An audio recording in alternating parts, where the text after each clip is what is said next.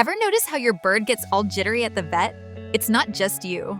Birds can feel stressed during medical exams. Imagine being in a tiny cage, surrounded by strange sounds. That's how they feel. But there are ways to help them stay calm. Try bringing their favorite toy to the visit, or cover their cage with a light cloth. This can create a cozy, safe space for them.